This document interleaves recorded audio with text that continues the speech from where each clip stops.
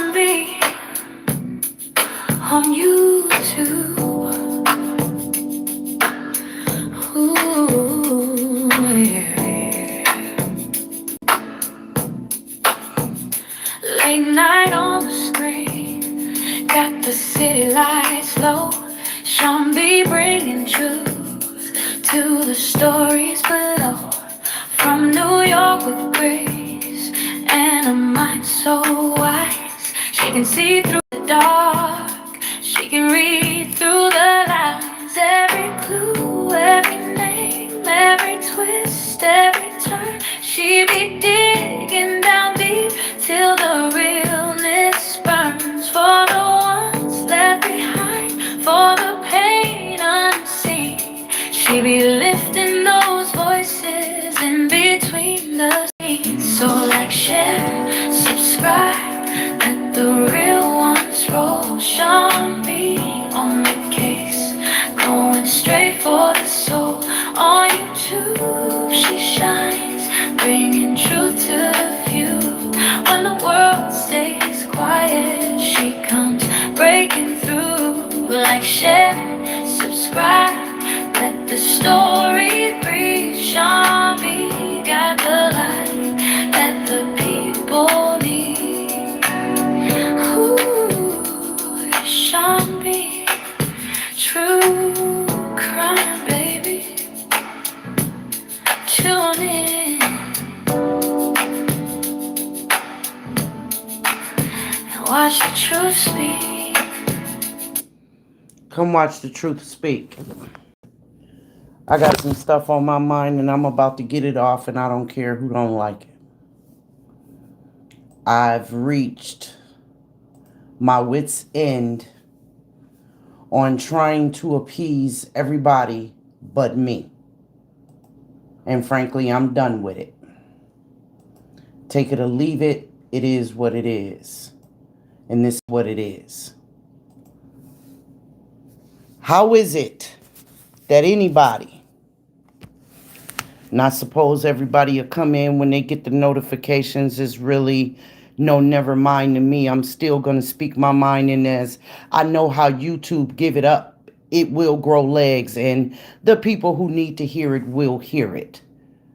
Now, the one thing that's pissing Sean B off is the fact that anybody, and I do mean anybody, feels like they gotta ask for me to kiss. Because you don't.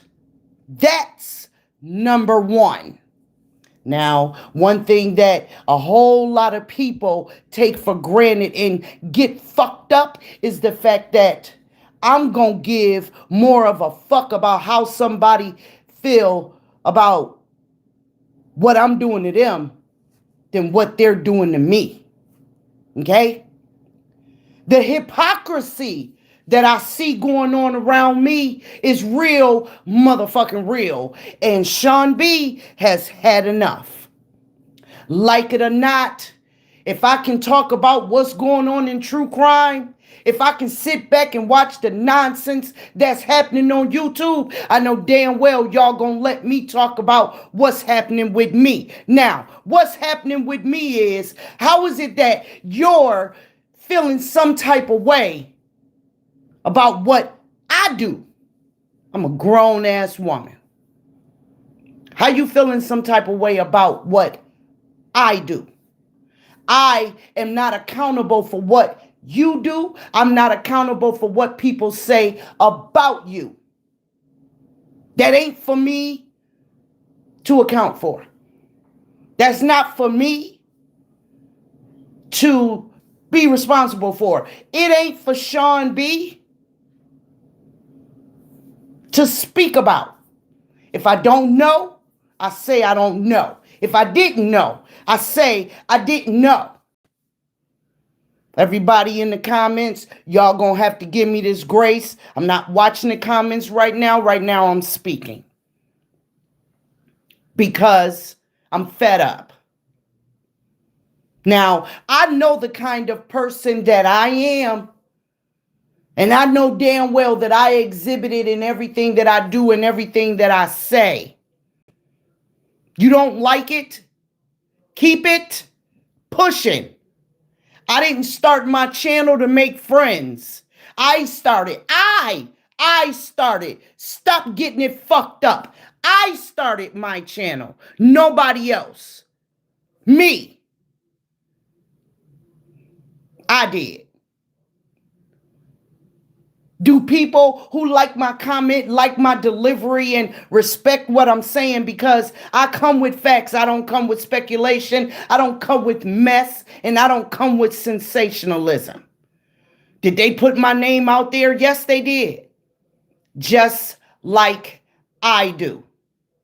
So don't act like you done did more for me than I've done for you. Don't act like you are deserving of something more than I am. I've had enough. You want to have an attitude? Here go a reason. Here's a reason for you to have that motherfucking attitude, huh? Here's a reason. And everybody sitting in the bushes and all that shit, make sure y'all run tell it. Sean B, going the fuck off. Y'all make sure y'all go tell that just like y'all do about everybody else. Run and tell it. Screen record it. Tell them to come on over and sit in the bushes. Because it's about that time. Some people seem to get the way I speak fucked up. People who knows that I'm from New York seem to think I'm from some country ass town who don't really know nothing. Well, I'm not. And even if I was, I still have feelings. I am still very articulate, and I know damn well when right is right and wrong is wrong. So either accept the fact that what's good for the goose is good for the gander, or keep it pushing. I ain't mad at you.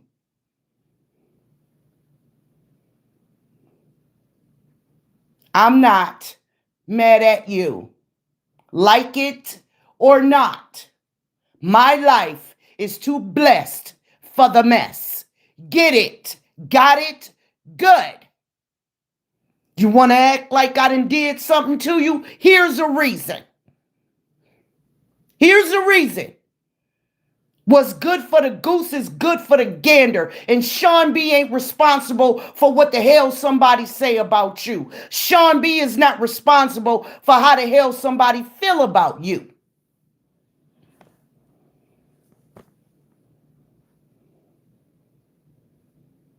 Like it or not, Sean B is responsible for Sean B. And I'm a grown-ass woman. What you eat don't make me shit.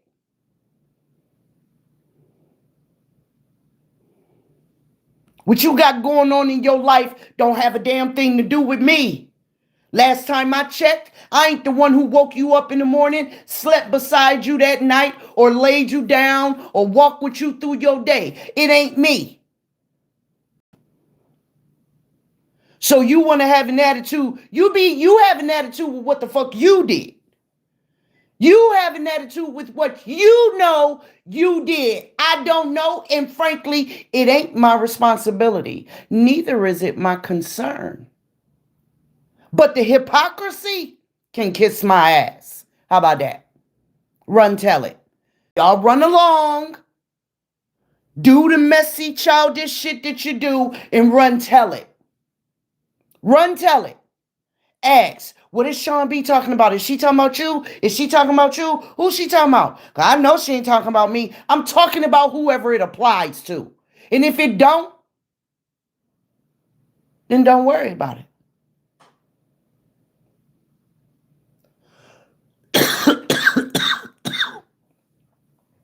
Obviously, I'm sitting here to dispel any questions somebody might have of who the hell Sean B is.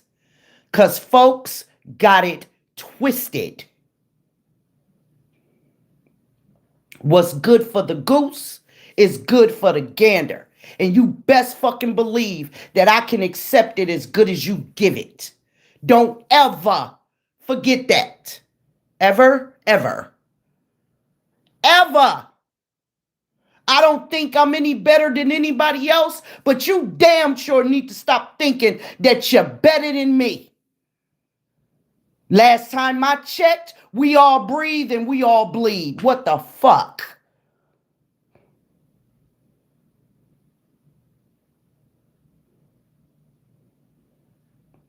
The nonsense has got to stop when you come bringing it my way. I don't do this shit for clicks and views. Contrary to what a whole lot of people may think and what a whole lot of other people, the reason why they do it. I'm not them. Don't put me in they square. I stand in my own, and you best motherfucking believe I'm tough in it. Believe it. Believe it. And if you need to ask somebody, then run along. Because it ain't a motherfucker on this YouTube app that's done did a goddamn thing for me besides put their name in put my name in their motherfucking chat. But what God got for me, baby, you can't stop it. Because I'm a good person. Deep inside. Through all my layers. And even on my sleeve. I'm a good person. Okay? And it ain't nothing anybody who hating on me, got an attitude with me, talking about me, running, telling that, can do about it. I wouldn't give a damn. What I did last year, what I did the year before that on this app, it still does not stop Sean B from being who the fuck I am. Not you, and nobody else can change that. So while y'all bouncing in and out of the bushes, break your ankles and have a goddamn seat. How about that? Because I'm saying what I'm thinking and I'm meaning what the fuck it is. It ain't nothing nobody could do about it. This is my channel. I put in the hours. I got the equipment. I'm the one giving the delivery. This is me. Don't nobody else have any credit to take for my shit. Just like I don't try to take any credit from anybody else's. I give them their flowers and that's that. But ain't nobody gonna box me in with somebody else. That's their shit and I don't smell like it. Like it or not. I'm done with the bullshit. Don't fucking smile in my face when you know damn well you fickle as fuck. When you know damn well you still full of fucking hypocrisy. It's okay for you to do what makes your mental okay. It's okay for you to do what makes your conscience okay, but can't nobody else do it. You mad at them when they want to do what feels right to them. Well, go ahead. Be mad. But while you're at it, visit the local Walmart, the local Dollar Tree, whatever store you need to, and grab a box of Glad bags, okay? Because I'm done with it. I'm done with it. You can feel however you need to feel, and that's my word, man. This YouTube app is, man, listen. Motherfuckers who ain't built for it, y'all need to leave it alone. But see, people seem to get my straight smile and my nice demeanor and the fact that I'm so understanding and welcoming and all that good shit. Y'all getting it twisted. Y'all are getting it fucked up. Downright misconstrued.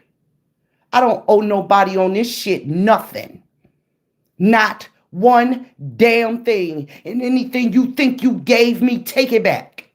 Huh? Take it back. If you think I owe you something, come get it. How about that? Because I'm done. I don't want to be no more friends with no fucking body who can't give me what I'm giving them. And that's my word. Truth be told, I didn't come on this bitch for no motherfucking friends. I know what YouTube giving up. I've learned my motherfucking lesson. You better ask somebody. But see, it's because my life is what it is that shit don't matter to me. Because when I do this, when I give it a click, that's where it goes. Into oblivion. It goes into fucking oblivion. That's what it does. It's off. It's turned off. So stop giving yourself all the motherfucking credit that you're giving yourself. Truth be told, motherfuckers are talking about all of us behind our back. You better get your head out your ass. You better stop acting like you don't understand. But first, you need to stop acting like somebody owe you something, because I don't owe nobody on this bitch nothing. Nothing. I said it before, and I'm probably going to say it 4 more times before I'm done talking about it. Talking about women's empowerment and sisterhood and all this dumbass shit. You're faking, you're phony, man. Don't nobody on this shit really mean that. Nobody on this app really means a damn thing about sisterhood, women empowerment, black woman power, black women rock, whatever the hell y'all want to call it. It's a bunch of fluff. It sound good, and don't none of y'all walk in y'all truth.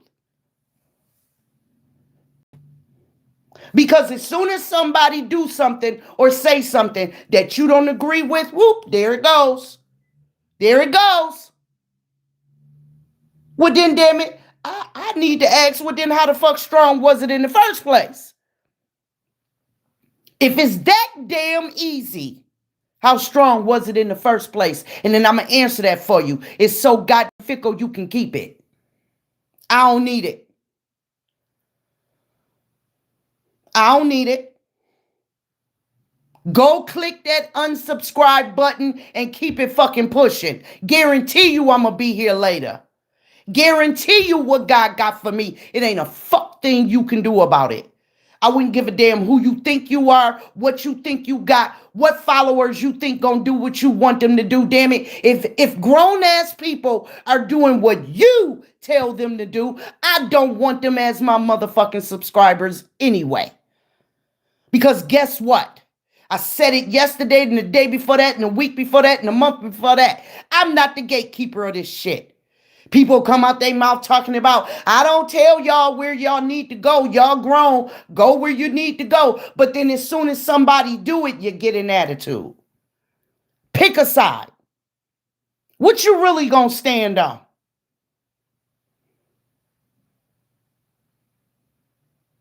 People really got this shit fucked up.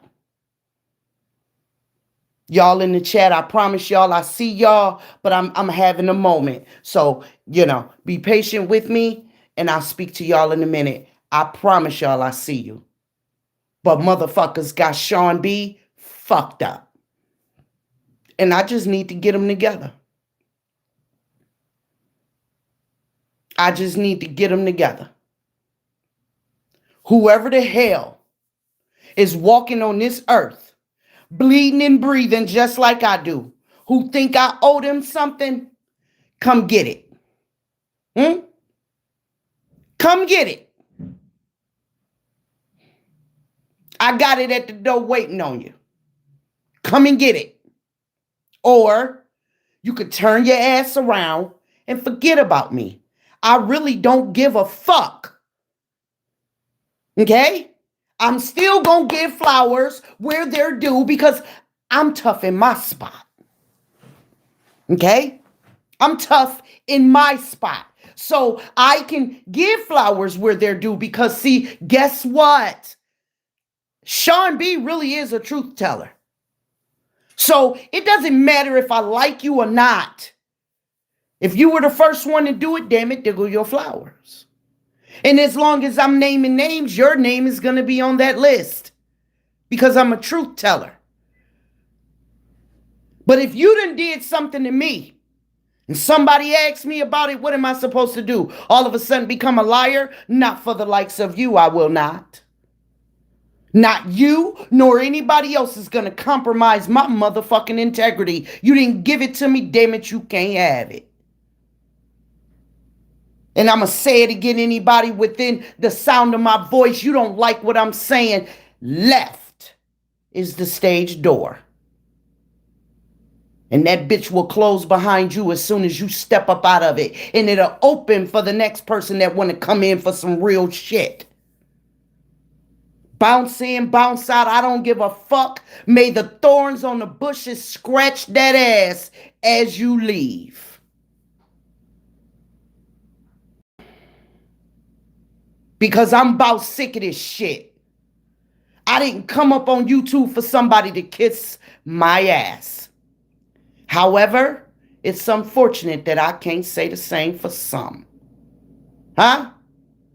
That's very fucking unfortunate that I can't say the same for some. And unfortunately, some of these motherfuckers thought I was gonna do that. I'm sorry, boo. I ain't never kissed no ass. Ever. The men I like don't like that kind of shit. And I don't like women. So ass kissing ain't my thing. I come up on this app to be the voice for the voiceless, to be encouragement for those who need it, for those who find it and didn't even know they need it. That's why I come up on this Mickey Ficky right here. And there ain't shit you can do about it. Those who need it will get it. You don't like what the hell I say? Don't come. You don't like what I do? Then you don't do it. Because the hypocrisy is strong up in this motherfucker. Oh, it's strong. And it's sad.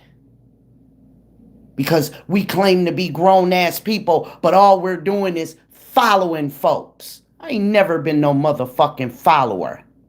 I don't care to be a leader. Because I'm tough in my spot. Can't nobody stand in my square with me.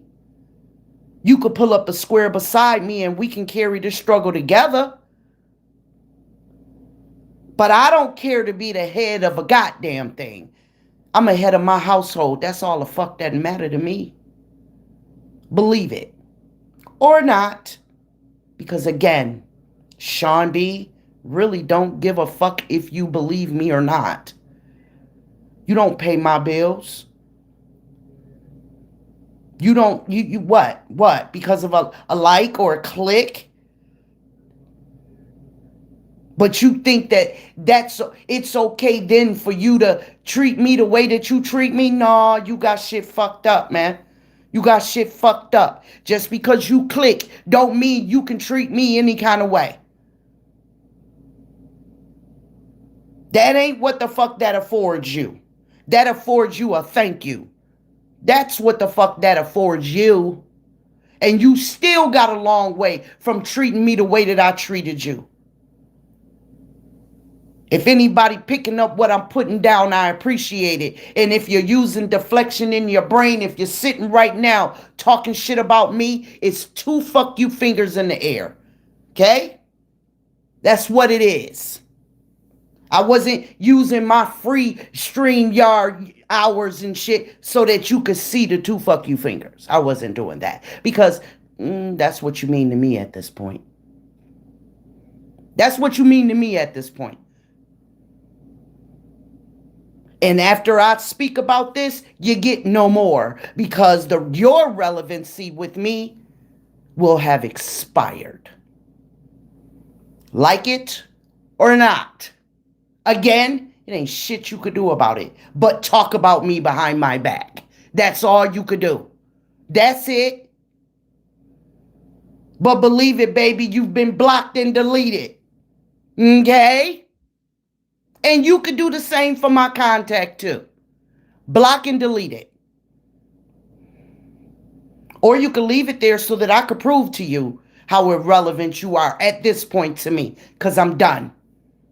I don't know why the hell people get up thinking that the salty liquid that comes out the pores of their skin is gold. Because it ain't. You don't get to treat people that way. That shit ain't cool, man. That shit is not cool. But what goes around comes back around. And karma She's not my bitch. She's my friend. Okay? Yeah. Mm-hmm. Karma fucks with me on the long tip. Cause God don't like ugly. And all that messy shit y'all got going on. Mm-mm. Mm-mm. Uh-uh. Mm-mm. Because see, a whole lot of people sit up and pass judgment on people. And I've done it too. But then when I walk in my life, I try to be the best person that I can be with anybody that I come in contact with. And there's a such thing called righteous judgment.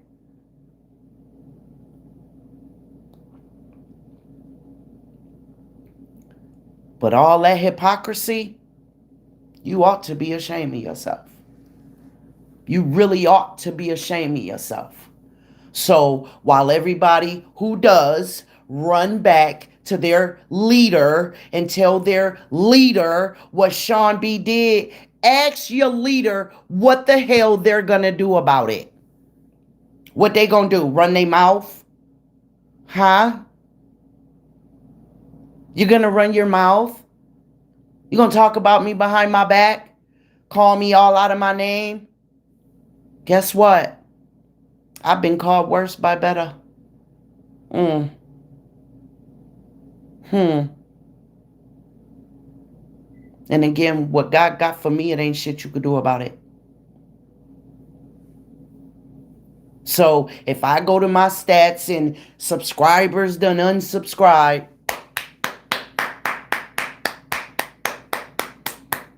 there's your applause. Your leader will be happy with you. Because those who truly support me, they're not looking for a leader. Absolutely. Absolutely, Kiana. Kiana. Oh, God, I'm so mad right now. I can't even pronounce your name right. Miss Washington. Absolutely. Now let me speak to my people. Good afternoon, Miss T. Kwana. Am I saying that right, Kwana? I'm just going to say Miss Washington, boo, because I don't want to butcher your name. Hey, Linda. Hello, baby. Philly Juice, what's good, boo? I don't know who Vincent is, but thank you for stopping through, love. Mila, hi. How are you? Yeah, sometimes it go like that, Mila, sometimes. Liam Lopez, thank you for stopping by. It happens. It's pronounced Kiana. Okay, I like that. Kiana. Okay, got it. Kiana. Right? Kiana. Ya. Yi. Blah! Ki. Girl, I'm calling you Miss Washington. I'm sorry. But thank you for giving me that laugh. I needed that. That just told me I said what I needed to say. Now let it go. That's what that told me. I'm going to call you Miss Washington. Okay?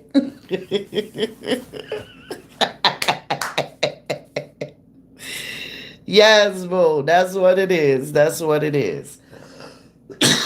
Okay.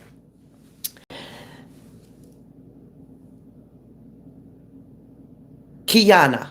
Okay, got it. Okay, I got it. I got it. See, somebody else had to tell me how to pronounce your name better than you did, boo. Okay. Miss Washington, Kiana, because I might forget by tomorrow. Okay. Miss Washington it is. Thank you, Miss T. Thank you. So, now that I have gotten rid of the waste, okay, I can come with my content. So, I don't know who all is familiar with the story of Kimani Latique out of East Toledo, Ohio, and what happened to that beautiful young girl. It was awful. It was truly awful. It really, really was.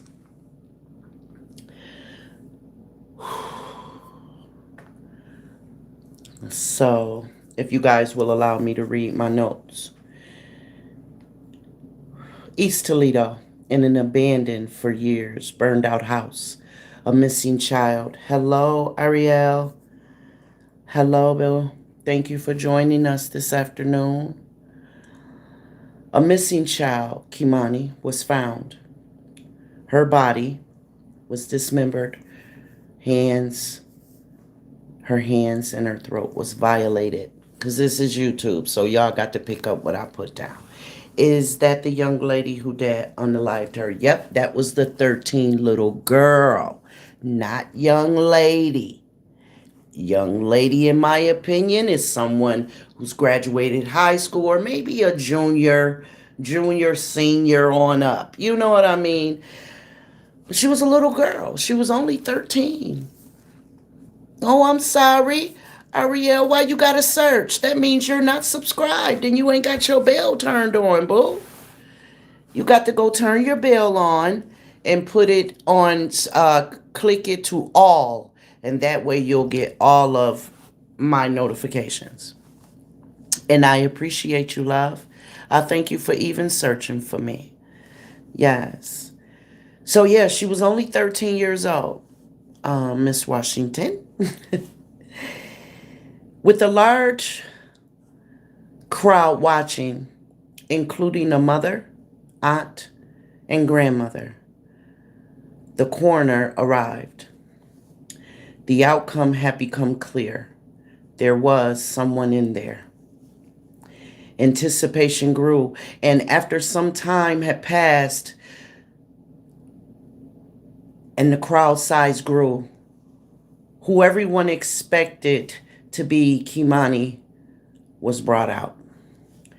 With the wild winds blowing and an eagle eye, you could see pink clothing, and it was immediately assumed that a vision of her was detected. The crowd fell apart, and with loud gasp and increased anger, some attention turned to the grandmother by the name of Dorothy Latigue. Kimani had been by then missing for nearly a week. With the school she attended accounting for every absence, searches began and spread throughout East Toledo. Her father, Darnell Ogletree or Jones. So what I gathered from my research, one name was his birth name and one name was of his adoptive family. Her father, Darnell Ogletree Jones, who had reported giving accounts of being the last person to see her alive, had suddenly disappeared. Presenting himself as worried, many began to question why his story was repeatedly changing. So let's take it back. Kimani was born March 28, 2011 in Ohio to Darnell Ogletree / Jones and her mother, Tiara Caston. Living separately, Kimani was a baby who lived with her mother's godmother. And then between 2019 2020, she moved in with her maternal grandmother. She apparently didn't have legal guardianship until 2024, yet she still assumed the daily responsibility of Kimani, as it was rumored a lot of relocating back and forth happened within those years between 2019 and 2024. So that I'm assuming that that's why the legalities of it all just had never happened. Kimani was a latchkey kid, and for the most saw her to and for the most part she saw herself to and from school. While attending Spring Elementary School as a seventh grader, she was an honor roll student. She was described as being kind and caring, and she would give her teachers big hugs every day. Kimani played football and basketball. On March 15th, she spent that day with her mother, Tiara, after her father had dropped her off. And it was a part of their routine. It was how they dysfunctionally maintained their co-parenting when they did enact with Kimani. And then March 16th, Kimani called her father late that night, scared. She was afraid that someone was trying to break in, and he rushed over because she didn't want to be alone. He stayed with his cousin he and his cousin, I should have put it that way. He and his cousin stayed till about 3:30 in the morning. But his phone records showed differently. His phone records reflected that Kimani did in fact call him about 1:30 a.m. He claims to have missed that call. And so Kimani started calling his girlfriend. And even though his claims to have reassured her and left, Kimani was gone by that morning, never to be seen alive again. So that morning, Dorothy returns home from work. Dorothy is the grandmother, finding her front door open and unlocked. Well, of course it was unlocked, it was open. And so I guess I wrote it that way to let you guys understand that the door wasn't kicked in. There was no damage. The door was just unlocked and open. But the house was a total mess, which was, as she said, not how she kept her home. And another really, really disturbing thing, and she said, thank God she didn't have a cigarette in her hand, because when she walked in the house, she immediately smelled gas, went over to the stove, and the stove was turned on. However, the flames were put out. That to me sounds like somebody had some cruel intentions. Ariel says, I remember this story, a beautiful young girl with the worst parents. Absolutely. Ariel says, yes, I do and did. My sleep schedule is all over the place. Okay. Well, you can always catch the replay, babe. It's no problem. It's no problem. Just trying to, get some awareness out there of how vigilant we really need to be. And if you see a kid that's just not acting like an appropriate age kid should be acting, just ask them if they're okay and if there's something you can do for them, right? And so she said the gas stove was turned on, but the flames were put out. And then as she looked around the house, she noticed that Kimani's underwear was here and her PJs was over there and her glasses. Now her glasses really got her attention, because she said Kimani couldn't function without her glasses. She needed her glasses.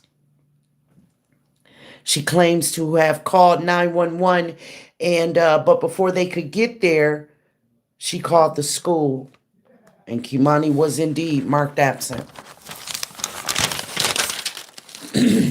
See, I do write my notes. This is a notebook, y'all. Now, let's give the school's perspective, right?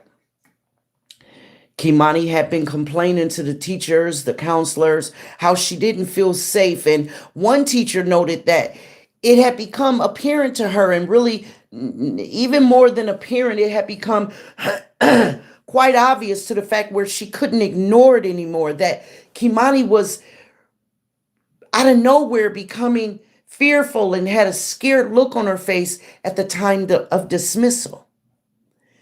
And she says she asked Kimani, "What's wrong?" And Kimani said, I don't want to go home. I don't want to go home. And from that point on, she said, the teacher said she went to school administration and she shared her concerns. And I don't know what happened after that. But other school administrations started noticing bruises and no longer willing to ignore the obvious signs of mistreatment. They contacted LCCS, which is Lucas County Children's Services, as well as like all staff that noticed it, even a bus driver.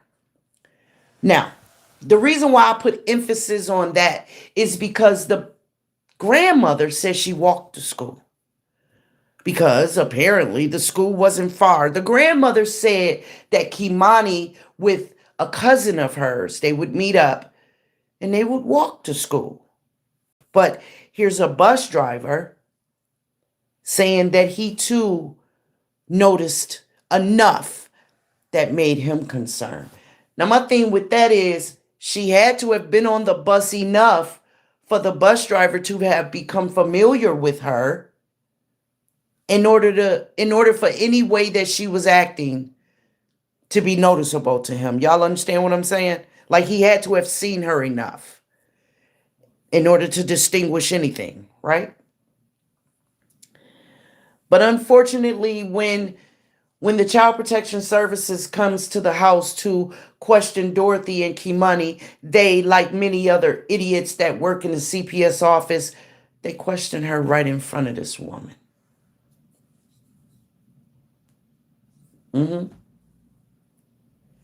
They did. And like many kids do, Kimani minimized her fear and her treatment at home. And without any more, investigation, that local children's services office, they did what they always do. They don't go a step further. They closed the case. And the teachers were not surprised when the alarm was sounded about this 13-year-old being missing. They just were not surprised. And see, I got a problem with that. Like, damn, is it happening that often? Is it really happening so often that they become desensitized to it? Because that in itself is a problem, right? So then, Deidre Caston, which is Kimani's aunt, her mother's sister, also, what became aware of what was going on. And from some of the research that I gathered and some of the videos that I watched and things of that nature, it's there's some ambiguity there as to who's telling the truth. But in any case, the aunt made it seem as if she spent more time with Kimani than the mother did. There even became a point where they became angry with one another throughout this whole thing. And if it's one thing that I've learned while participating with others and now myself with true crime, sometimes you just care so much that you want to be mad at something and somebody. And I think that's what happened here. Mr. Goods says, "Hi, Sean B. in chat. Blessings to all. I'm a little late to the live, but I hope all is well." All is great, Mr. Goods. It is. All is good. And so, like I said, the aunt, having learned of what was happening, she joined the search and appeared on camera with news reporters. And she's even given interviews on some other content creators' channels. Because like I said, this happened last year. Let me get that date again. March 24th of 2025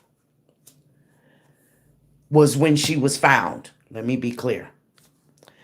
And so, going back to my notes, on March 23rd, a felon abduction charge was placed on Darnell, the father, as the last confirmed person to have been seen with Kimani. With an extensive record, and I mean that it's a plethora. It really, really is. And just to categorize it, it's under the umbrella of public disorderly actions. And I mean from fighting to pew-pewing people to DV to just public intoxication and all of that. Many different arrests. One time he even spent a year in jail for it because he was constantly violating whatever kind of public control the courts would put on him. And when I say public control, I mean he was either on probation or he was on parole, right? So any kind of public supervision the court supervision that they tried to put on him. And he was married. He was married to a woman named Antonia, and she had become a victim of his antics as well. The time that I mentioned that he spent a year in jail was because police was called to her home because he was committing DV on her, and he was, throwing furniture over balconies and all that kind of stuff. So, yeah, the police like, yeah, come on, you got to go. Like, seriously. And then due to his record, he wound up spending a year in jail. But then he also had a girlfriend, and her name was Nina Turner. And Miss Turner became a very important and respectable, pivotal part of locating him when the bolo was put out for him. Because like I said, he disappeared. Once it was put on the news that Kimani was missing, he disappeared. And what Miss Nina Turner told the investigators, because of course she was taken down for questioning, because her name came up in the phone records that Kimani had called that night. So undoubtedly, they're reaching out and speaking to and interviewing everyone that had anything to do with that night, right? Respectively. And his girlfriend, Nina, told the investigators that, I have noticed changes in Darnell. Obvious changes. Like one time during this incident, he came home asking her to turn the security cameras off. And she said, well, wait a minute. Why would you want me to do that? You know what I mean? Like, your baby is missing. And hi, Olivia. Hello, my poo. Hello, poo. Olivia, you gonna have to catch that replay. I mean, the beginning, boo. Oh, I'm so glad you wasn't here because you might have been cussing and fussing right along with me. But you got to catch that beginning, boo.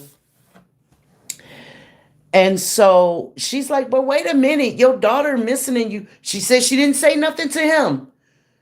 She's thinking to herself, why would you want me to turn the security cameras off? Number one. And number two, shouldn't you be more worried about where your daughter's at?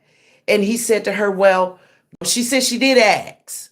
And he said, well, I didn't come home till 5 that morning. And so that's going to look suspicious to them. And she said, well, hell, if you ain't did nothing wrong, why you care about what looks suspicious? You a grown man. You can, it's up to me whether or not you coming in at 5 in the morning is right or wrong. You know what I'm saying? And so she said he thought she turned him off, but she didn't. And so after a family member told her of having witnessed Darnell hide something underneath the staircase because, see, while she was downtown speaking with investigators, a family member was watching their 2-year-old child.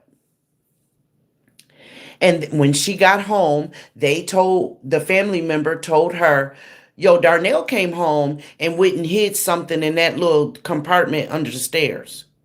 And she said, really? And she went and looked. So she retrieved it and found mud-covered work boots and a mat.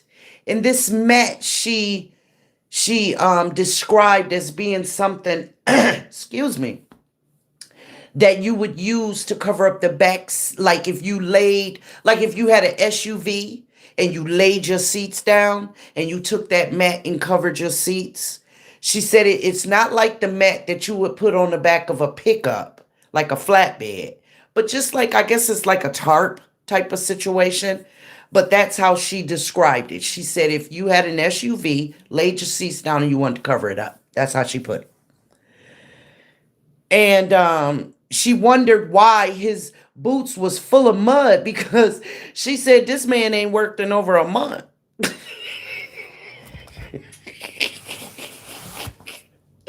That made me tickle. That did. That tickled. That tickled me. So, but she said, she immediately called the investigators and she told them what she found, and they told her, leave it there, put it down, don't touch it any more than you already have. We have to get a subpoena. So they got it and they came and they retrieved it. Yes, Miss Washington, girl. Yes. She said, dumb criminal. I know that's right. So, they came and, they returned the stuff. But then Darnell returned home. And when he returned home, guess what, y'all? He didn't ask not one question. She said she noticed him go look for the stuff, and he saw that stuff wasn't there. He turned around and walked right out the house. He didn't say a word. He walked right out. She never saw him again until she saw him on TV, that is. Now that right there, she said it definitely confirmed that she was right for doing what she did, because who don't turn around and say, babe, where my boots at? If you haven't done something nefarious in them, right? So she said he didn't ask a question. So then this is where Columbus, Ohio comes into the picture. And Nina Turner, the girlfriend, has started to receive phone calls from Darnell, and that area was coming up, like on a caller ID, I assume. Again, Miss Washington, dumb criminal. And so she gave that phone number to the investigators. And so they started their search there. And then in the meanwhile, though, again, this is March 24th. Hello, Rhapsody. Thank you for joining us, boo. March 24th is where this burned out house comes into play. And this burned out house, oh my God, it was huge. This house was huge. But it was slated for demolition, but unfortunately, they just hadn't done it yet. And I mean, this was a piece of shit. It had all kind of, growth around it, and the front door, back door, everything kicked in, side door. I mean, this house was huge. Like, if you live up north, y'all know what they look like. You got a front apartment on the lower end, the upper, and rear apartments in the lower and the upper, and you've got that side door where you can go to the front or to the back. It was one of them kind of houses. It was huge. But nonetheless, it had graffiti all over it and all of that. And it's because it had become a place of illegal activity, because, I mean, let's face it, that's what they do when the systems of our cities just leave these dilapidated, unsafe dwellings just sitting up for no damn reason at all. Just sitting up there. And it hit the news that a teenager was found. If you take it back to the beginning when I said about the crowd being gathered around that house. And when the coroner got there, he did positively identify Kimani Lateef. Her mother dropped to her knees, which gave indication to everybody else that was standing out there, confirmation that the baby that they were hoping was not in that house. That 13-year-old, kind and warm, and the child that would give her teachers hugs every day was not in that house, and the mother was destroyed. The crowd began to cry and wail and cuss out people, and then sooner or later, all attention turned to the grandmother. All of it. And she became just as indignant. And I believe that's the reason why people reacted towards her the way that they did, because this grandmother was just piss and vinegar, y'all. Like,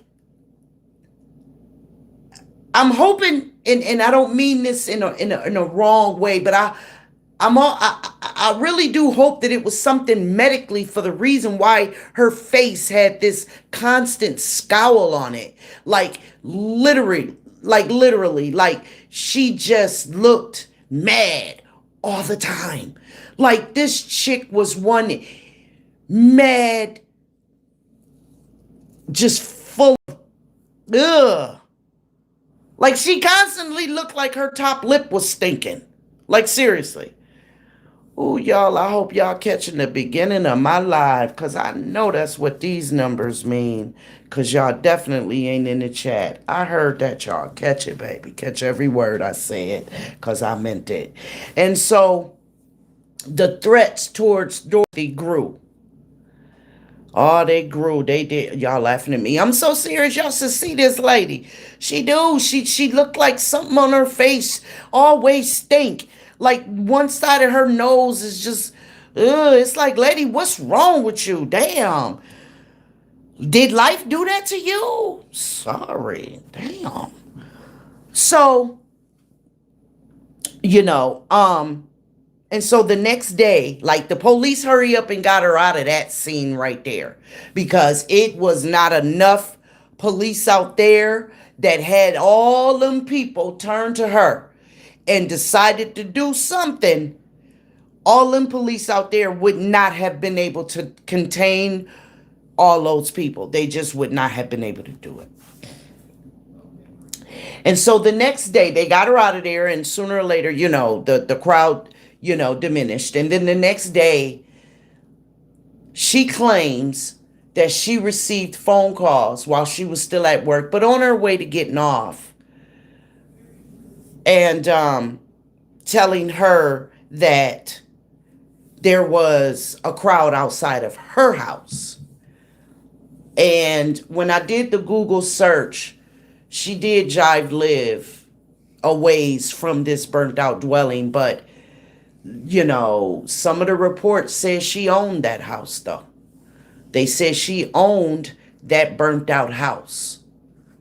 So there's another connection, if y'all are picking up what I'm putting down. Now remember, the first whoopsie that I found was, she said Kimani walked to school, but then there's a bus driver who said that he noticed things about Kimani. And now here's this burned out house that this grandmother is reported to have owned, and that's where Kimani was found.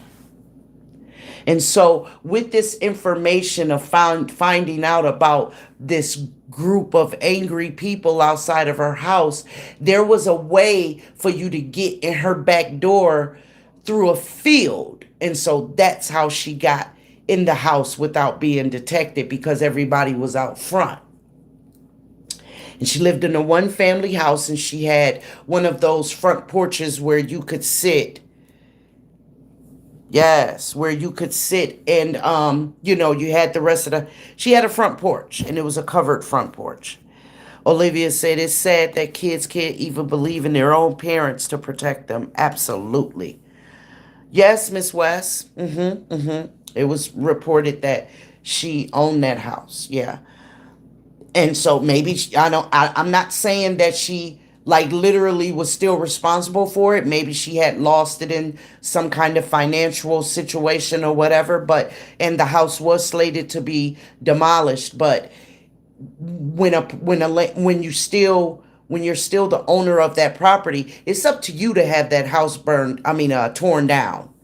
And some speculated that that's why it kept catching fire, because it was her doing it, hoping that it would sooner or later become such a mess that the city would just take it down. You know what I mean? And I know in New York, even if the city do it, oh, they sending you the bill, boo. Even if they do it, because they don't want to get hit with any, lawsuits or anything if something happens to someone in a dwelling and the city hasn't made sure that what was supposed to be done wasn't done. In New York, they'll tear it down, but they sending you the bill. But apparently that's not what happened in Ohio. Good old Ohio.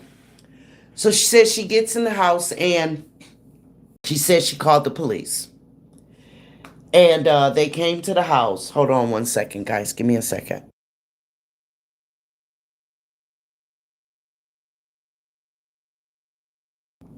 Okay, I just needed to drink me a little bit of water. And so she said while speaking to the police that came to the house, she asked them to handcuff her. She said she asked them to handcuff her. She claims she asked. Now, I don't know. She just don't seem that intelligent to me. She just didn't seem like she could have the wherewithal to say, maybe if we have a mock arrest, they'll go away. Nah, I don't believe that. I believe the police suggested it, but that's just my opinion. And so she said that they did, in fact, on the porch, right? Put her in handcuffs. They didn't bring her out the house in handcuffs. They waited till they got her on the porch in front of everybody and handcuffed her. And so that's why I say it definitely, in my opinion, I believe that it was a mock arrest. I just don't believe she was smart enough to come up with it. That's all I'm saying. And she claims she was taken downtown and questioned. Now, my thing is this. Are you saying they didn't question you in the beginning? Is that what you're saying? As the guardian of this child, the home in which this child lived, the one who the Child Protection Services have questioned multiple times, they didn't question you in the beginning? Okay, whatever. And she says that she was released, and I don't know if it was the same day, the next day, a few days, but reporters were back at her house. And no, they were wanting to question her again, interview with her again. So she met them outside, actually, with the burnt out house in the background. And she's saying to the reporter that, and these are her words, that she had no idea why he would do something like this. She was pissed off because he had portrayed himself as a good father, as if he really loved her. How could you do something like this? Okay, fine. In the meanwhile, his girlfriend Nina has given location information. More I guess more focused, more on the dot within Columbus where he is. Shit, my son just dropped something, scared the shit out of me. Um, and so they located him. She pinpointed it for them, and the Columbus police got right on it. And as they approached him, however, he had to cut his hair. He had cut his hair because he was wearing cornrows, and he had on a black sweatsuit, black hooded sweatsuit. And he's walking. He's abandoned the white car that he was driving, and they did find the car, and they had it towed. And so he's just aimlessly walking around Columbus. But by now, they have a ping on him, and they're following him. And they slowly follow him until he walks into a neighborhood that is not so dense, and there's no one outside. And so when they saw that, that's when they said, okay, this is a good time to get him, because there's no one outside that they had to be worried about. Was the grandma his mother? No, Miss West. The grandmother was the mother's mother. Yeah.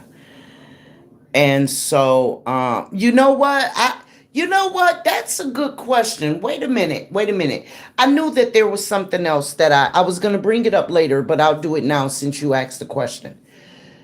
Kimani had the grandmother's last name Latigue, but her mother's last name, Kimani's mother's last name is, where is it? Where is it? Where is it? Oh, y'all know what? I gotta do better with, I gotta get me some highlighters, because this is not cool. Because I know I said it. Where's the mother? Where the hell is the mother? I know I said her name, but you asked, so I wanna answer it for you, Miss West. Hold on 1 second. Oh. Hold on. Because I know I wrote it down, and now I'm mad because I can't find it. There it is. Caston. Her mother's name is Tiara, and I'm going to put a thing next to that so I don't lose it again. The mother's last name is Caston. And so, and the sister, the aunt, the mother's sister last name is Caston as well. So that's not a married name unless no, because they're sisters. They're blood sisters. And so they have the same last name. And so I don't understand why Kimani has the last name Latigue, and Dorothy has the last name Latigue. But who is said to be Kimani's father, Darnell, his last name is Ogletree or Jones, depending on if it's the birth last name you use or the adopted last name, because he was an adopted child. So it really it doesn't make any sense to me. It really, really does not. I don't know where the last name Latigue comes from. I don't. I really don't understand. But that was a good damn question. And like I said, I had it written down to address it at the end, because I got quite a few questions. Hello, Sean B. I couldn't wait to get off from work to come and see you. But I've been listening. Yes, this case is sad. I remember when Facebook was flooded with her story. Kimani and Naziah was blowing up. Yes, yes. Miss B is your wife. Okay. Ah! You better stop it, Tina. You cut that out. You are just my friend, but you are not my white friend. Your color, your complexion does not matter to me. Because if we all turn the palms of our hands over, they all look alike. And Jennifer, wow. That's a new name. That's a new person over here. Thank you for joining us. I'm glad you are talking about this case. I don't want it to get past everyone and nobody covering her case much anymore. He's supposed to go to trial soon. Stay on their neck. I got it, Jennifer. And I have some information about that as far as the trials are concerned as well. And so, like I was saying, they slowly and covertly followed him, and you know how they do. Somebody walking a dog, and somebody riding a bike, and you know what I mean. They got a female chick acting like she jogging, but then she stop and she starts stretching. Y'all know how the police do in the movies. Well, that's what they were doing, literally. And so once he turned the corner and entered this one particular area where there literally was nobody outside, that's when they radioed to each other, let's take him down. So as they approached, he happened to look up from his phone and he saw them, like coming in at him. And they were like, don't move, don't move. And he said to them, just unalive me now. Because y'all know I can't say the K word. So he was like, just unalive me now. Just unalive me now. I don't want to live. I don't want to live. And they're like, just don't move, okay? Just don't move. And he had his hand in his pocket. And we all know what that looks like. And so, Tina said, I think the wicked witch adopted her, the grandmother, the wicked witch. It rhymes with, I know that's right. Tina, you stop that. That might be it. And that might be why her last name changed. Yes, that might be it. Of course, her birth certificate is none of our business. So I wouldn't know if her birth name changed to Latigue. So I just don't know. And so like I said, they said his hand is in his pocket and they're telling him, don't move. Don't do that. Don't move. Don't move. And he motions in his pocket like he about to either pull something out or do it right there through his pocket. Okay, I watch you. Didn't know you were doing your own content until you were mentioned yesterday, so I subscribed to you right after that. Don't stop being a voice. You are needed. Thank you, Jennifer. Thank you so much. I saw when they pew-pewed him. Absolutely. Absolutely, Tina. I did too. And I caught it on a news channel where they literally showed it. And it's unfortunate that they've got all this crap all over regular TV that we have to be subjected to. Things that go against our religion, things that go against our sexuality, things that are just inappropriate for kids to be able to see. Yet YouTube wants to censor every damn thing. They want to censor, YouTube wants to censor everything. Even simple words as what a weapon he used. We can't even say the G word. You know what I mean? So it's really unfortunate. So anyway, they had to pew him because they didn't know what he was about to do. And so he was hitting in his arm and in his hip area. Like the upper part of his leg, like right in that joint, right? That's what it looked like anyway. But he was alive. But while he was down there on the ground, he just kept repeating, I don't want to be alive. I don't want to be alive. But they said, we know, dude, but we can't. We have to do everything to save you. And they did. And this, of course, again, is in Columbus. And so once they got him into custody and at the hospital and he was stabilized and all of that, his abduction charges were upgraded to many more charges, including the unaliving of Kimani. Oh, it was actual assault charges and, oh man, abuse of a body, all that kind of stuff. So he ultimately was charged and indicted for 15 counts. Now, Here are my questions, guys. Why was he allowed unsupervised visitation with his kind of record? This is where I get into the system failed her part. This is where I get into that.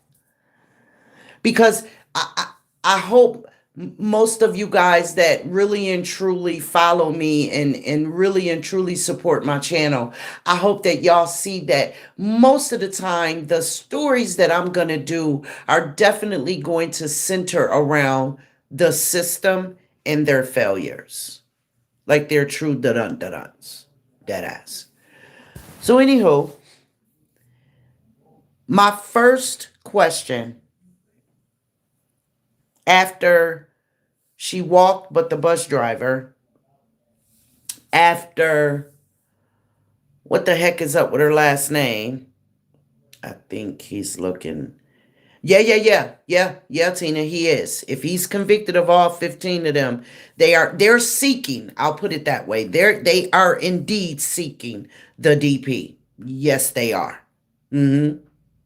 As they should be. Because this baby's hands were taken off. But the coroner said that what unalived her. Let me see, where did I write that at? Boom. Boom, boom. Oh, yeah. Multiple incised wounds to her neck is said to be the cause of her unaliving. Multiple incised wounds. Yeah, that's what the coroner said. And so after that question there, what are some of the CPS failures? Y'all could just name off the top of y'all head. Like, no thought given, no thought required. What are some of the failures that y'all can come up with? I mean, you could either put it in the chat or not. Just think about it yourselves. This is just for, to stimulate us and encourage us to be more vigilant as we go about our daily lives. Jennifer said, okay, yep. And public pressure needs to see to it.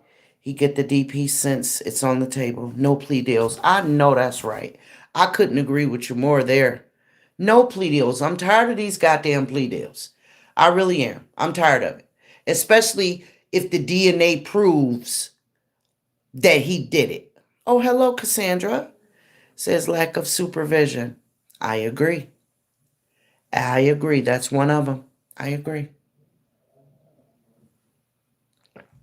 I would say also, when the school staff was making the calls that they were making, Kimani should have never been left at that house in the first place. She should have been taken away from all of them. Because what I am sick and tired of is the systems that's in place making people mandatory reporters. Mandated reporters. It is your responsibility that if you see something, you say something, you pick up, you make a phone, you file a charge, you do whatever it is you need to do. But then they never do what they're supposed to do. The child protection services of our cities and states. Gina says letting the children go back to their abusers, unsupervised visitations. Yes. Ms. West said they really don't care. Jennifer said, did CPS make contact with Kimani at all? Question her, talk to her teachers. Yes. Jennifer, it was the teachers and the school faculty, like the gym teacher and things of that nature, that actually started making calls. The files were already created, which is why they were not surprised when Kimani went missing. The teachers, the people at school were not surprised because they saw what they saw. They're the ones who made the call to the Child Protection Services. And those CPS workers went to talk to the grandmother and Kimani, but due to Kimani's fears, Kimani minimized what it was that was going on in that house. So they closed the case. Just that simple. They closed the damn case. And not too long after that, like a week, Kimani was gone. Do y'all know that in Ohio, and I'm sure it's all over the country, but this is where these stats come from, that someone within the what's the name of that place again? Lucas. What is it? What is the name of that place again? Yeah, Lucas County Children's Services, LCCS. Someone within that office was speaking with the reporter and said that part of the reason why, and this is so excuse, part of the reason why they're so overworked is because Ohio refuses to hire people that don't have a certain set of skills. Or has a certain kind of experience. Like if they grew up in the system, they can't be a caseworker. To me, that makes no goddamn sense. To me, that makes you perfect to be a worker. You know what the hell it looked like, no? Yeah. And you know, all the other plethora of things. You had to have a certain amount of hours for this, and you had to, and collectively, all of these things all at once. And so I dare say, well, damn, is there not a room that folks can sit in until they get to the next level? Like if y'all are overworked, ask them to give you some help. I don't know what, maybe making phone calls. Like maybe y'all should just at least be able to lower the standards a little bit, the regulations a little bit, just so that those who haven't, maybe they've checked off 3 of the boxes and they still got 2 requirements to go. And so they can come and help out with a little bit, answering the phone, taking phone calls, updating records and all that kind of stuff. Like alleviate these excuses that they claim all the time that they're overworked. Jim Fire says sometimes they be questioning the kids when the abusers be present too. And if this took place at all, in this case, that's a failure. Absolutely. Absolutely. And so, his first court appearance, he was brought in wearing what they call a turtle suit. And they call it a turtle suit simply because of what it looked like, right? When you look at a turtle shell on TV and animation, it's got those squares in it. It is, the bubbles are kind of lifted up on it, but his arms stick out. But it's made of a material that he can't use to harm himself. He can't rip it with his teeth to make strips. He can't do nothing with this to hurt himself. And apparently he's naked up underneath. So, and there was a chick named Lisa White who lived in that house. Now, that's the other lie that the grandmother told, because she said only her and Kimani lived in that house. Yeah, that's a lie. Because apparently, through some of the reporting that I gathered, that was said in some of the videos, she rented to men on parole. Y'all pick that up. This grandmother with a 13-year-old child in her home would rent to men fresh home out of prison with this pretty young, light, bright, red bone walking through the house. Y'all understand what I'm saying? So there's a bunch of drunk ass, good for nothing lowlifes sitting. I'm not saying that that's the case for all parolees. I'm just talking about the ones that were described as being at her house. Good for nothing, drunken, no job having, no life trying to get parolees around this child who was a latchkey kid, which meant she wasn't there when she got off work, when she got out of school. Because, and I don't know why she wasn't there, because guess what? Here's the other question, guys. Her grandmother worked overnight. So why did she need to be? Oh, maybe to lock the door when she left for school. Okay. But in any case, the Lisa White chick said that, yeah, she saw abuse. She did. She said it was true when Kimani told one of the staff members at school that her grandmother beat her with a toaster. I'll wait. I'll wait. Let me let y'all hold that for a second. Yep. Tina, come down off the ceiling, babe. Come down off the ceiling. Come on down. It's okay. With the toaster. Yeah. And when Dorothy was questioned about it, she called Kimani a liar. And they left it at that. Yep. And so he makes his first court appearance for bail and all of that. And there was like $1 million of bail. And, so of course he never got out. But his public pretender immediately claims mental illness. Tina says snatching kids out of school so they can be homeschooled to be a punching bag. That's a no to. Absolutely. Tina Power says, I'm picking up what you're putting down. I don't. Stop that. Stop that. I only block disrespect. That's all I do. Everybody can have a difference of opinion. I'm still going to appreciate and love you. I will just block anybody with disrespect forever. They'll have to go through all the rigmarole of trying to get another email address and all that kind of stuff. Yes, Tina. Tina said, what the fudge? Tina, you so cute. And she said, what the fudge? Yes. But girl, check this one out, okay? You ready?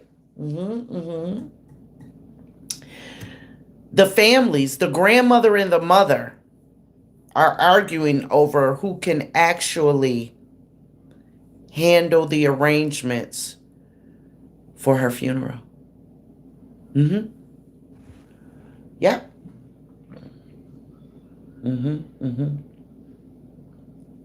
If that's not the most tiredest bullshit I've ever heard, like really, why don't you give that child to her mama?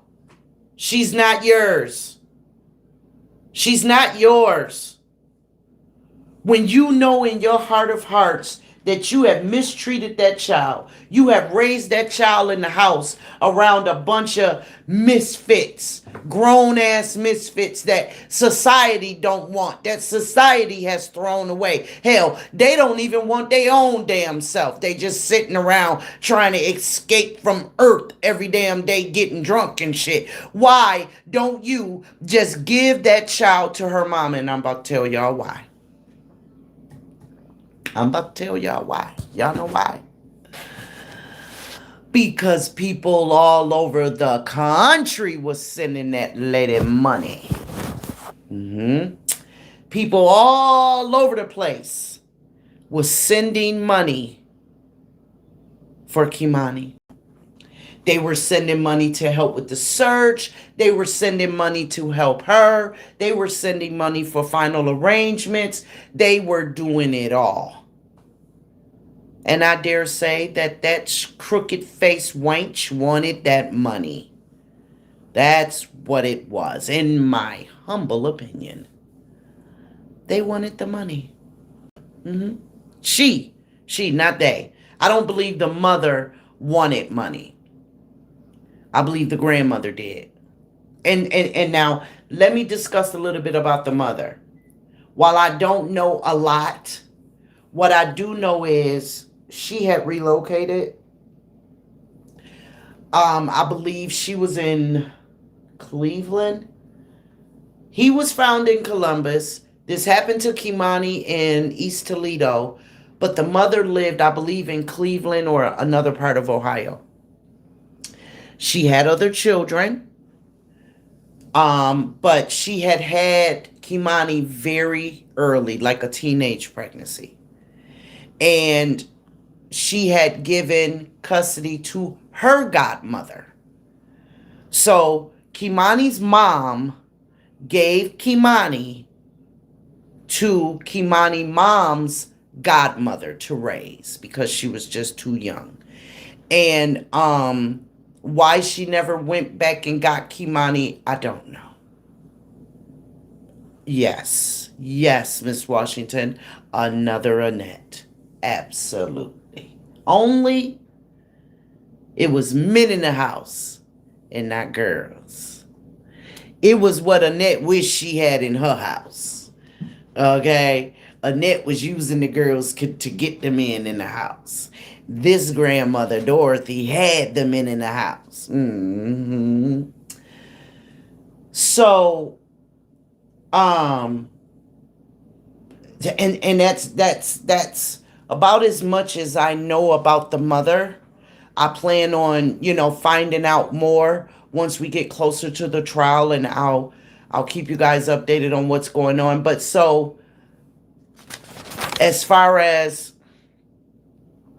now, let me back up just a little bit. Right when he got arrested, apparently the grandmother in that moment was standing outside giving giving an interview to the reporter. And the reporter just so coincidentally asked her in that moment, have you heard anything? Do you have any updates? And the grandmother said, well, yeah. Apparently, he's confessed to actual assault and slitting her throat. That's what the grandmother said. It's supposed to be, Miss West, it's supposed to be her blood-related grandmother. Yeah. I didn't see anything in any of my diving that she was like a pretend or married to kind of grandmother. But what grandmother says that? What grandmother uses that kind of language, slit her throat? Who says that? Like, she didn't have any emotion on her face. She didn't tear up. She didn't choke up. She didn't get a knot in her throat. She wasn't choking back tears. She didn't put her face down. She didn't cover her mouth. She didn't cover her face, her eyes. None of that. She just so matter-of-factly said it to the reporter. And damn it, the reporter had more of a reaction than she did. In that moment, the reporter said, oh my. Yeah. And then my question was, the way that it was put out to the public anyway, was she said this before anybody even knew what had happened. Yeah. How about that? Like, wait a minute, lady, how you know that? Now, what happened soon, either it had already happened and they just didn't show it that way on TV. But what I know is the way I got it as I was watching, excuse me, as I was watching things unfold, the Columbus sergeant or lieutenant was giving an interview with the reporters. And they were, asking him, did y'all get the guy, blah, blah, blah, blah. And he said, oh, you best believe you do something like this in our city, we coming to get you. This man is guilty of boo, boo, boo. This man committed this and this, and he did that and that, and he did that and that to this little girl. We're going to hunt you down until we find you. Now, I said that to say this. I don't know in chronological order if Dorothy, the grandmother, had already saw that, and that's where she got that information from, or she was there when it happened.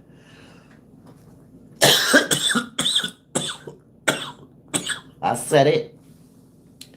I said it, and I mean it. Because what also is going to come out in trial was that same cousin that Darnell was sitting out there that night with. Later on that night, saw Dorothy go out her back door, walk across that field, and throw something in that dumpster. And when they went and got it, it was articles of clothing that was bloody. Yes. Miss Washington said, that's what's up. No rest for the wicked. Absolutely. Absolutely. And so I truly do hope that, that Ohio, this system, is not dropping the ball and will soon bring charges up against this lady because, or maybe they tested the article of clothing and it didn't come back positive for Kimani. I don't know. All I know is that's what the cousin said when they spoke to him on camera. And they spoke to two other males because it was two other males that were helping with the search. And they like, yo, who is, because it's dark outside. So they like, yo, who is that? Because they thought that it was somebody else that was searching and was just searching in the dumpster. And no, it was Dorothy putting something in that dumpster. And when she saw them, she hurried up and got back to her house, went in the house, closed the door. So I am really looking forward to this going to trial. And I hope that no last minute plea deals, Michigan, happens. No last minute plea deals. Because what else could he have meant by I don't want to be alive? Just unalive me. Just unalive me. Why would he have said that? Because I'm not trying to hear that in that moment he was having some kind of mental breakdown. He was calling his girlfriend while he was walking. They were literally watching it. Miss West said, I just looked it up, and why would Darnell be around there? It wasn't his mother. She probably had a policy on baby since she is the shady grandma. He shouldn't have been around the baby girl. Absolutely. But like I said, Miss West, she let the niggas hang out at her house. Another Annette. Because her two daughters left home very early. Don't that sound familiar? It was reported about Annette that all of her children at one time or another at very young teenage ages had ran away from her house. Even if they returned, they still ran away. Don't that sound familiar? And here we are with Dorothy and both of her daughters left home at a very early age. That is very telling to me. And but you got all these men fresh home from parole, using your address, staying at your house, sitting on your porch, drinking, licking, getting drunk all damn day. So, his first court appearance was May 23rd of 2025, where they presented 234 pieces of evidence. The prosecution did. The pretrial hearing was scheduled for April 1st this year at 3 p.m. But it was moved to October 19th. And at that time, during that motion, in that hearing, he waived his right to a speedy trial, which basically means that they could drag it out. They could just drag it out. You know what I'm saying? When you insist on a speedy trial, they have to bring it within a certain amount of time. But when you waive it, they just drag it out. One motion after another, one adjournment after another. Yeah. And so, but the defense, however, is supposed to have 2,700 images of discovery. Now, that's a lot. That is a lot of stuff. But oftentimes what I find with discovery, it could be one image that is um that depicts 15 different sizes from 15 different angles, but it's the same damn thing. If I take a picture of my coffee cup and I could take it up close, a little bit further from this side, from that side, looking down inside of it, that sort of thing. It becomes really, really minute. However, though, if you're the defense and you didn't do it, man, shit, put as much evidence up there as you need to fill this damn courtroom up with it, flood it, because I didn't do this. So whatever you need to use to get me innocent and out of here, use it. So yeah, the defense is supposed to have 2,700 images of discovery. There was a No, there is a specialized hearing that is set for August 17th to address mental health evidence. So apparently he's been, visiting with a host of specialists to determine whether or not he does truly have mental health issues. Is it drug induced? Is it drug related? Whatever. Is it trauma, from his past lives? I mean, his past issues and all of that kind of stuff, because he had been or has been an alcoholic for a very long time. And he has been arrested quite a few, many times. And a lot of it had to do with violence. And so then on January 20th, however, of this year, the judge denied the defense's request to suppress key evidence. What that evidence is, it didn't say. It just named it as key evidence. Now, when it comes close time for the trial, I will have his record. I will have a copy of his record. And, we can go over that if you guys would like by the time it comes to trial. I'm really tired of the system. I'm tired of the failures of the system. I'm tired of our babies being failed by the system. The mamas, the daddies, the good people being failed by the system. I really, really am. We have got to become more vigilant. We just simply have to.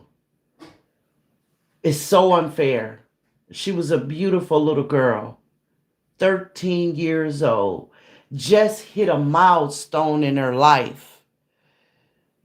Y'all know how it is to be like, I'm only 12. I'm still a kid. I'm only 12. But man, when you could put teen behind that, teenager, oh man, you feel like you have arrived, like life has finally started, right? Miss West said they trying to get the DP off the table, and the judge said no. Is somebody waiting to get him? I don't know. Pamela said, hello, beautiful. Gotta catch the replay. Thank you, Pamela. Wasting taxpayers' money, Miss West said. Yep. Miss Tina said, I'm still here. I'm cleaning up, but I'm listening. All right, Miss Tina. So yeah, I mean, it's just, it's awful because we're losing babies like this. We're losing mothers to babies like this. It's like it's almost a sin to be a good person these days. It's like people would rather people be backstabbing and, the type of person that, dog you out and use you and lie on you and treat you like shit and abuse you and be ugly to you. It's like that's the kind of people that society wants these days. And I just don't understand. It's like it's something wrong with being a good person. They want to take you out if they feel like you're a good person. You have no worth if they feel like you're a good person. Make up shit, talk about you behind your back, get people to mistreat you and put you in the lion's den of a bunch of just scavengers. If you're a good person, a good child, a good woman, a good man, it's like today's society don't want anything good. And that's really, really sad. That's really sad. But I'm going to keep being the voice for them. If I have to sit here by myself every day, it will reach somebody that needs to hear my voice.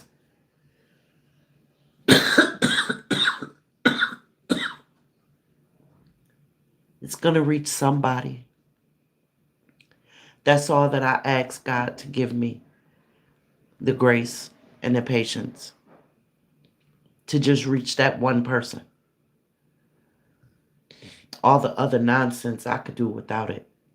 It's not why I come up here, and I hope that that's not why y'all come up here. And for everybody who listens to this until you get to this point, I hope that anything that I said in the beginning of my life did not disappoint you.